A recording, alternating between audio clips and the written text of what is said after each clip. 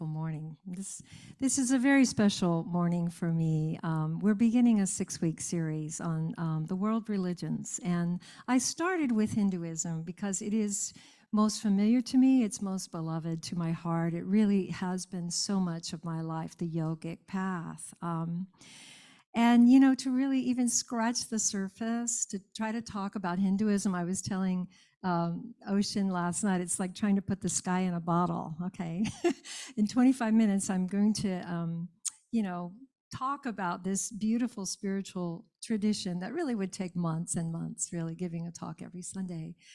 But, I do want to offer some key teachings and also some personal experiences that I have had, through this tradition being such a big part of my life. My spiritual journey, and perhaps many of you, because it's really what unity is, it's been very interfaith. I am an ordained interfaith minister, which is the study of the world religions. And you could really describe interfaith as an exploration of spiritual truth as expressed in all the world religions. And the way that I see it is I feel like they each have pieces of the puzzle. And for me, like sometimes I can get something from Taoism. I can get a quote or a way that, the Tao Te Ching was written that makes sense to me. Or sometimes I can get a teaching from Buddhism that makes more sense, and I bring it in and I weave it into this fabric of my own spiritual journey. So I really feel like you can think of the different religions as different rivers that are all flowing into this one great ocean of the divine. There's a beautiful passage in the Srimad Bhagavatam that says it better than that even. It says, truth has many aspects. Infinite truth has infinite expressions. Infinite truth has infinite expressions. And though the sages speak in diverse ways, they express one and the same truth. Yeah, I see you nodding. In Hinduism, one of the greatest Hindu saints, Ramakrishna, said, place your devotion wholeheartedly at the service of the ideal most natural to your being. Most natural to your being.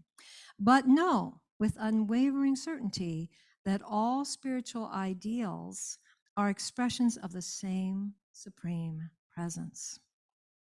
Kali, Krishna, Buddha, Christ, Allah, they are all full expressions of the same indivisible consciousness and bliss. I love that. One of the songs that I recorded years ago for Michael Singer when he asked me to do an album of his chants was something he wrote called By What Name? And the words go, we played it earlier, the words go, by what name shall I call thee? With what voice shall I beckon thee? Is it Allah or Buddha, Krishna or Jesus, or simply my dear one, beloved of my heart? My dear one, beloved of my heart. My spiritual path began as a young girl in Catholic school in first grade. And I related in all that I was exposed to, I related to the Divine Mother, right? I related to Mother Mary. There were statues of Mother Mary everywhere. In fact, the school was St. Mary's. Perfect for me. And I just really, saw Mother Mary as this mother of all that is, this incredibly loving mother of all that is. And then at around 10 years old, my mom got me a horse. We lived in Pennsylvania. And I would ride my horse every day after school. I'd saddle up, his name was Sunset, and I'd ride him off into the sunset. And that is where I really started feeling this presence. I started feeling this loving, living presence. I felt it in my connection with my horse, and I felt it in nature. We lived in Gettysburg, so I'd ride across these battlefields, and I'd just get off the horse and lay in the grass, and Sunset would never leave me. We were best friends. But I'd feel connected to the earth. I'd feel connected to the sky. I'd feel just connected to everything. I felt this living presence and this living love. And so I remember that I was feeling this spiritual dilemma because some of the church teachings about this judgmental God that was in the sky, right? That was up there away from me, not a part of me. It didn't align with what I was feeling inside. In my young heart, I knew this loving presence. I knew it was loving, and I knew it was within me and with me. It wasn't up there on the cloud. Well, it was in the clouds too, but it wasn't separate from me. So when I first heard Michael Singer, somebody told me about the Temple of the Universe when I lived in Gainesville. I was only 15. And so I went and heard Michael Singer speak. He had this yoga temple there. And when I heard him say that the divine was within me and that I was never separate from it, I think my mind exploded. And I found my spiritual home, and I was so happy. And I started going there 3 times a week. He still to this day gives Sunday service, and then he gives a talk on Monday nights and Thursday nights. It's this little place out in the woods. It's so wonderful. It's just definitely my first spiritual home. So that is where I was really introduced to the Hindu path. And he was very interfaith, though. He had pictures of every saint, every Hindu saint, but also Jesus, and a lot of statues to the Divine Mother, too.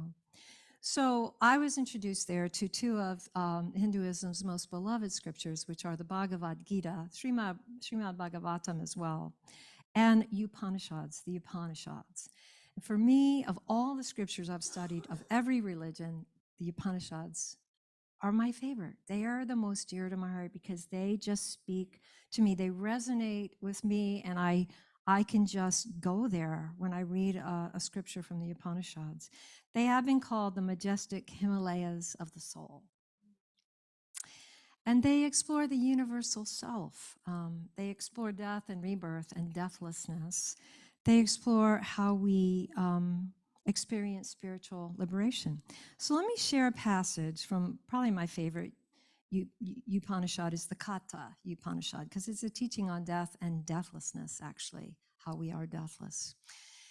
There is one ruler, the spirit that is in all things, who transforms his own form into many.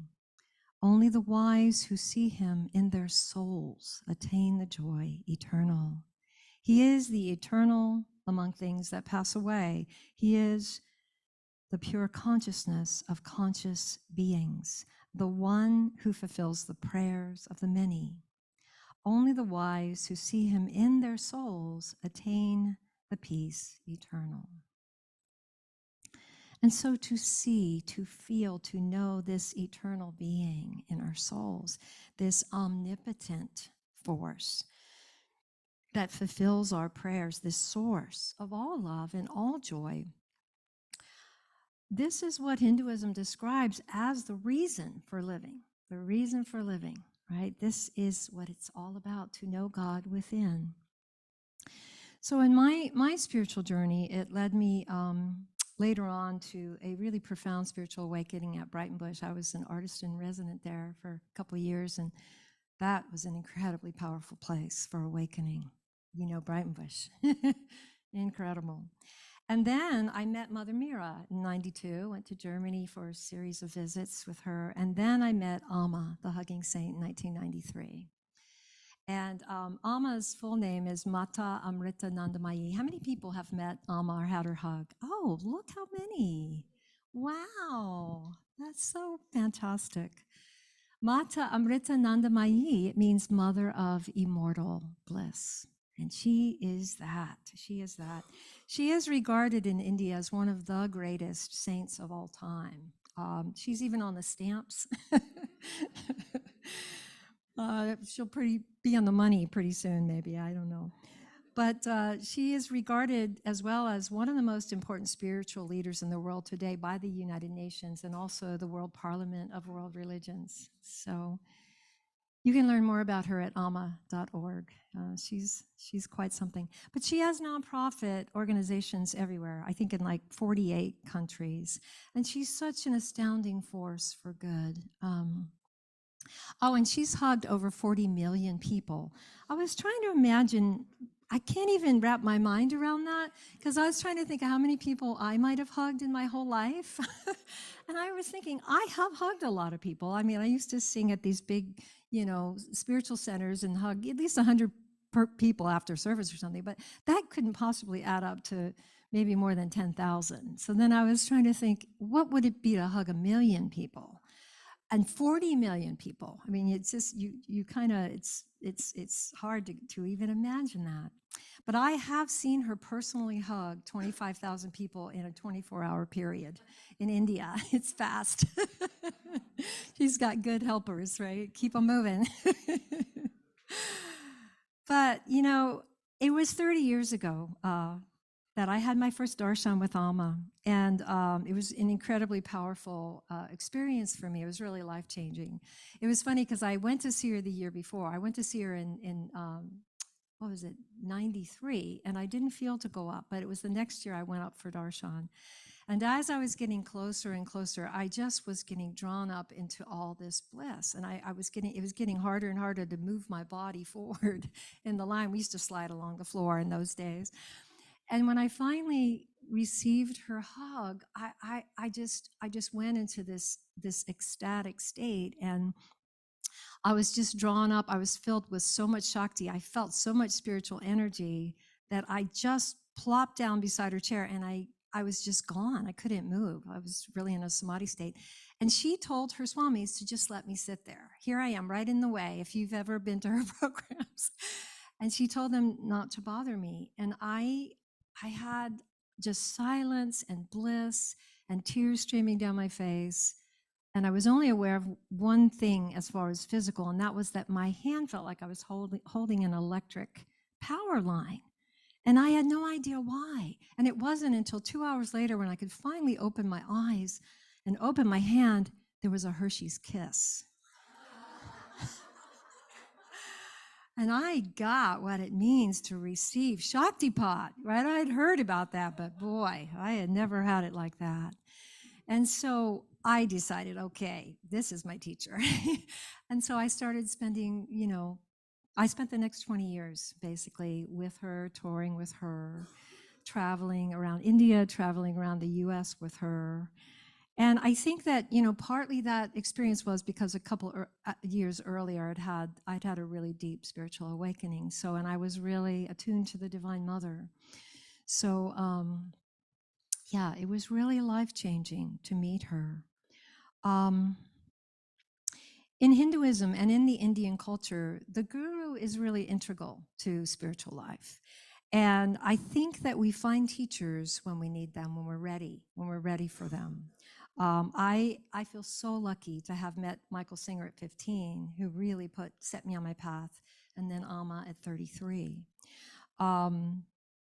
Because I remember after that spiritual awakening in 91, I spent a couple years mostly in silence, and I was integrating what had happened.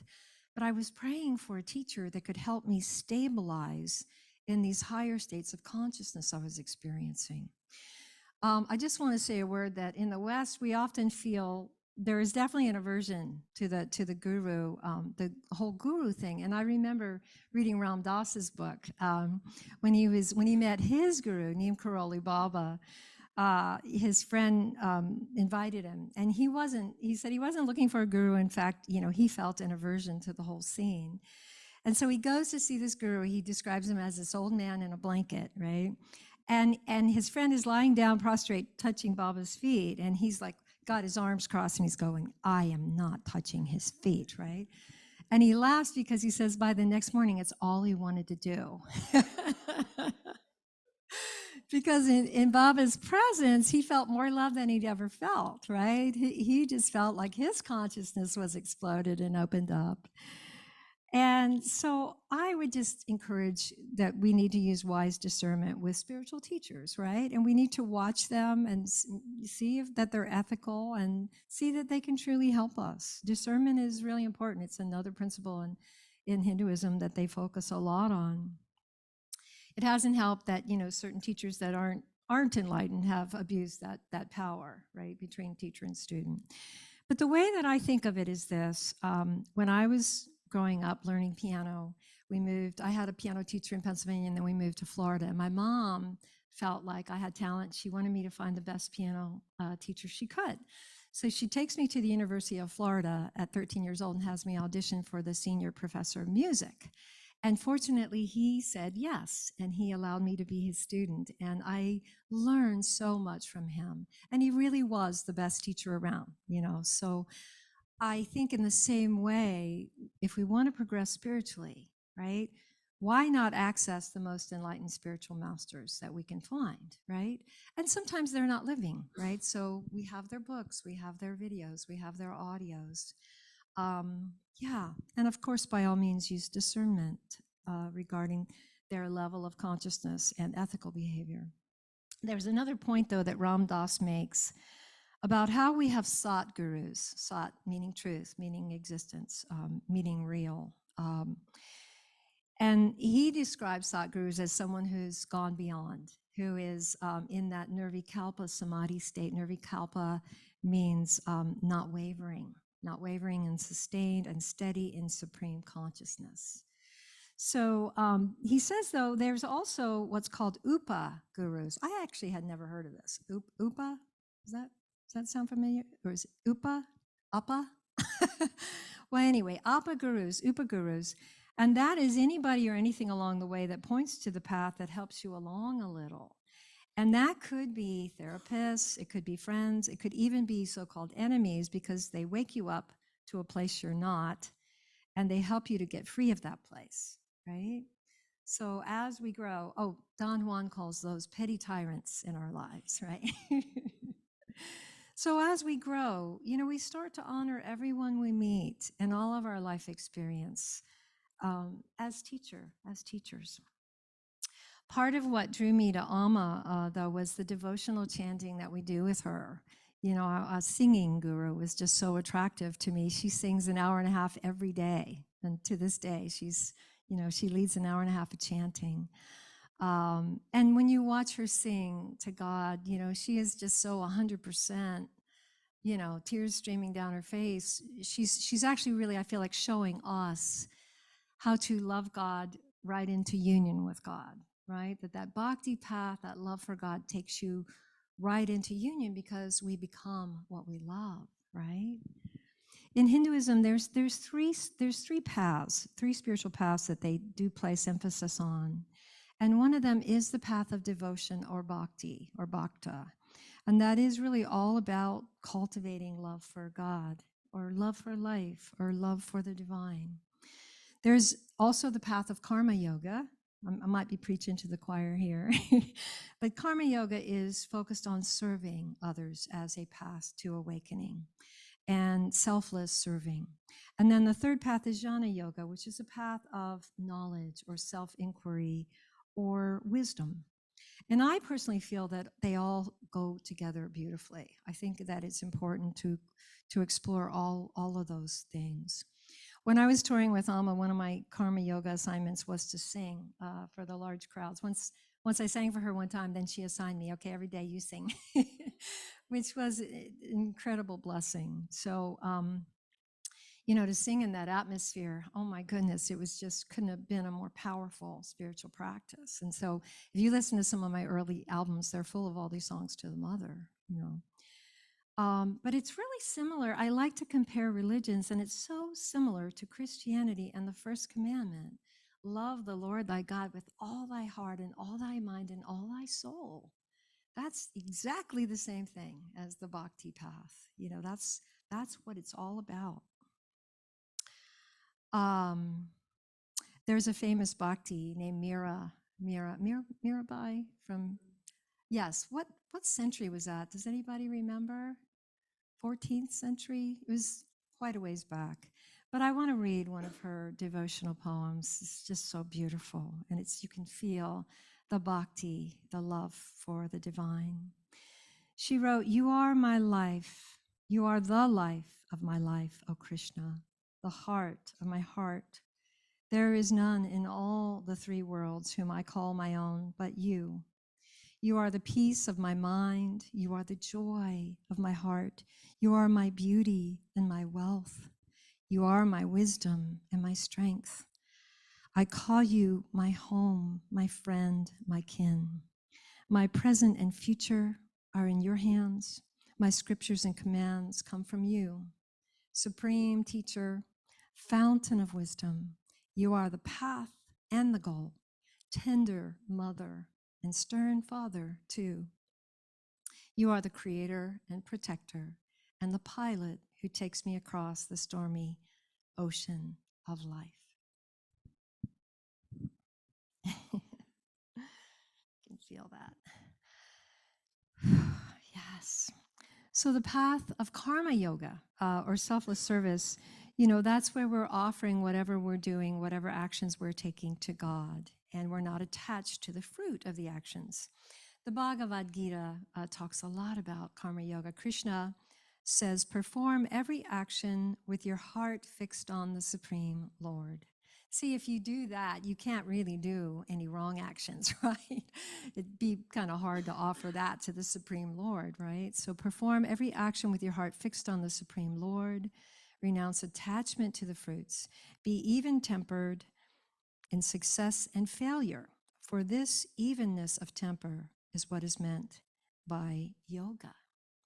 So that really compares beautifully again to the teachings from Jesus when he said, I can of myself do nothing.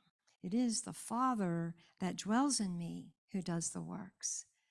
And that kind of explains why offer everything to God, because it's God doing it. Of myself, I can do nothing. It is that divine that dwells within me that does everything. Yeah. I think a sign of higher consciousness as we're growing spiritually is that we get to where we just want to love and bless with the time we have left. We just want to love and bless with the time we have left. Since my mom passed 7 months ago, I just feel this so strongly. I mean, I've felt it for a long time, but since mom passed, it's just like time is brief here. We don't know. Do we have one more day or a week or a year? And so I just want to love and bless. I want to use every gift I've got for the good, for some good, right? And, I'm so aware that love and blessing others increases my happiness. It really does create incredible happiness for me. Watching Alma for, 20 years, she just selflessly serves humanity every day. She would always say, I want to be like a stick of incense, burning myself out with the fragrance of love for the world. Yeah, so beautiful. So the other thing I would say about karma yoga is it can be very purifying. It can really do beautiful things to dissolve the ego. My first trip to India, to the ashram, wow, that was quite something. But when we arrived, my partner and I were so pleased that the rooms were only $2 a day. But we had to do 2 hours of seva every day. So they assign you the seva, and the only seva they had left, of course, was the toilets, cleaning the bathrooms. So I got my bucket and my brushes and everything, and boy, did I realize that toilets in India are not like toilets in Macy's. Not at all. And so at first I felt quite a bit of aversion, but I saw a poster on the ashram wall and it said, a true spiritual aspirant must be willing to do any kind of work at any time with shraddha, which means sincerity, and dedicate it to God. So I went, okay, all right. And so as I'm cleaning the toilets, I'm starting to think, okay, I like clean toilets. I really like a clean bathroom. So I'm just going to think of this as I'm doing this for my divine brothers and sisters, right? And I got past my aversion. And it was just in that moment that I got assigned a better seva. I got to chop vegetables in the kitchen and roll chapatis, which was a lot more fun than cleaning the toilets. And then fortunately, once I sang, then I got assigned singing, which was definitely my preference. Oh, yeah. So we learn through seva. We learn the meaning of the words again. Jesus, he was just the most amazing Sevite when he said, I came not to be served, but to serve. Not to be served, but to serve, right? So finally, the jnana path is described as a path of self-inquiry or self-knowledge. And the beloved sage Ramana Maharshi, I'm sure you're familiar with him, he encouraged self-inquiry by meditating on the question, who am I? Who am I? Who is asking this question? Who is animating this body? It's like that song, who lights the stars, right? Who shines the sun? Who beats my heart? Who is this one? Who am I? He describes the mind as a wondrous power residing in the self, the true self, the infinite being, and that apart from thoughts, there is no such thing as mind, and that apart from thoughts, there's no independent entity called the world. Just like in deep sleep, there are no thoughts and no world. Well, that is really deep right there. And so basically, this path, using self-inquiry and meditation, is to move from thinking to no thought, to the stillness, to the silence. And in that deep stillness, we are in samadhi. It's called samadhi. It's just complete and deep stillness. There's no thought. It's like the sky without clouds, right? There's a beautiful scripture again from the Upanishad, the Svatara Upanishad. I go for refuge to God who is one in the silence of eternity, pure radiance of beauty and perfection, in whom we find our peace. He is the bridge supreme, which leads to immortality, and the spirit of fire, which burns the dross of lower life. Yes. So as we awaken, we start to have these samadhi experiences. You know, I think we used to think it's only for Jesus or Buddha or Krishna, but it's for us. We are the ones. We are the light of the world. We can do these things in greater. It's our time to wake up. And it's so important. Stillness is so absolutely essential. Got to turn off the phone. Got to turn off the TV. Got to unplug the router. And cultivate stillness. You know, we're going to have a meditation retreat in April because it's so powerful as a committed community to practice together more deeply. It's very bonding, and we really support each other in that. But that no thought state is the experience of Sat Chidananda that we sang about, Sat being truth or reality. We feel as existence. It's like where my mom is now. She's existence. She's not in form, but she's existence. And Chit is consciousness, and Ananda is bliss. And that is the description for Brahman, which is the name in Hinduism for God.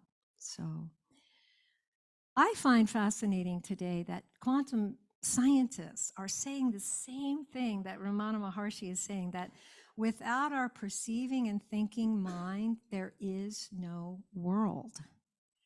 There's just infinite being. That is really something. You cannot think your way there, though. You can't think your way. The jnana path uses the mind to go beyond the mind, right?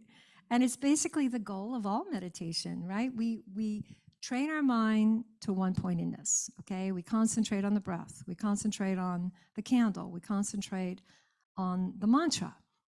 But then from there, there's this further step, and that's kind of like a dropping into the stillness.